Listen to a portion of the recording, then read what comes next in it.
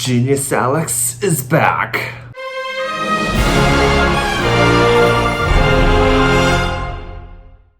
Hi, my name is Sumin, and I talk about interviews and jobs. Case interview and technical questions are a popular form of interview questions. These questions may be wide-ranging, from brain teasers to case interviews.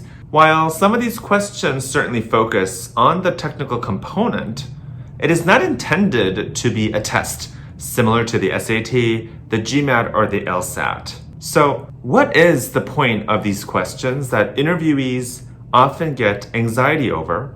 And where should you really focus when it comes to answering technical questions? Here are some examples of case interview or brain teaser questions. How would you estimate the number of golf balls that would fit into a Boeing 747? The next therapy in our pipeline may target Alzheimer's. How would you go about estimating the size of this market, as well as an approach that allows us to target a segment of this market space? What is the difference between precision and accuracy? When there's competition entering into the market space, how would you think about leveraging the products in our portfolio to make us more competitive? In this manufacturing job, how would you think about optimizing for the yield of the product that we're trying to make?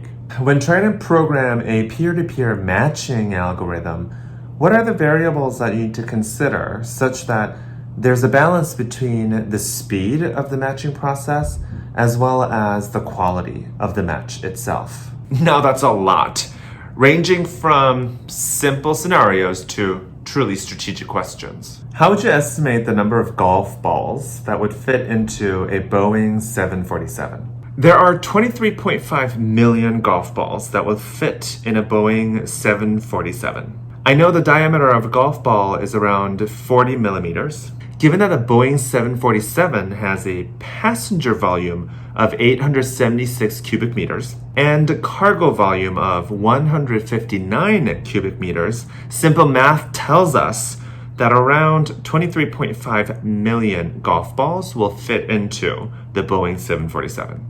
Impressive. Let's review. The first interviewee provided an alarmingly accurate answer. And unless your job is to perform these specific tasks, it's unlikely that the accuracy of your answer itself is that important. Could I take a moment to think about the problem? Sure, take your time. I've noted a few things down here to break down the problem. I'd like to estimate the volume of the ball, the volume of the plane, and by dividing the two, get an estimate for the total number of balls that may fit into the area. First, I'd like to estimate the volume of the golf ball. I may be able to do this by estimating the diameter of the ball. I've played golf a few times. I know the golf ball is around this big, which is probably around 5 centimeters. And I'd like to assess the size of the plane.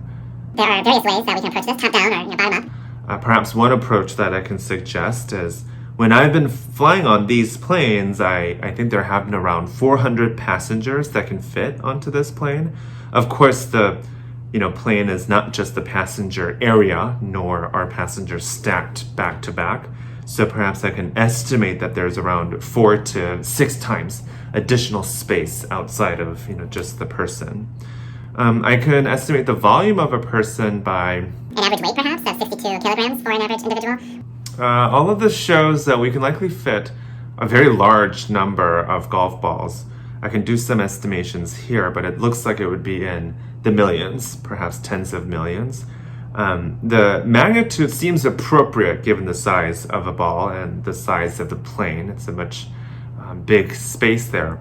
I can certainly go into more of an accurate math if that's necessary. Would you like me to go through that in more detail? That's okay. Nice answer. Let's review the second interviewee. The second interviewee demonstrated 3 key things. The first is to break down a complex problem into smaller pieces. Second is to walk through the approach, demonstrating how he may be effective in a team setting. And third is to draw a conclusion and reflect, showing that he may be coachable and does a lot of self-reflection.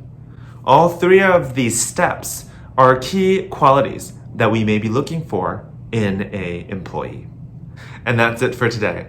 Remember, your stuff is critical, but when it comes to case interviews and technical questions, the stuff may not be the only thing that they're looking for.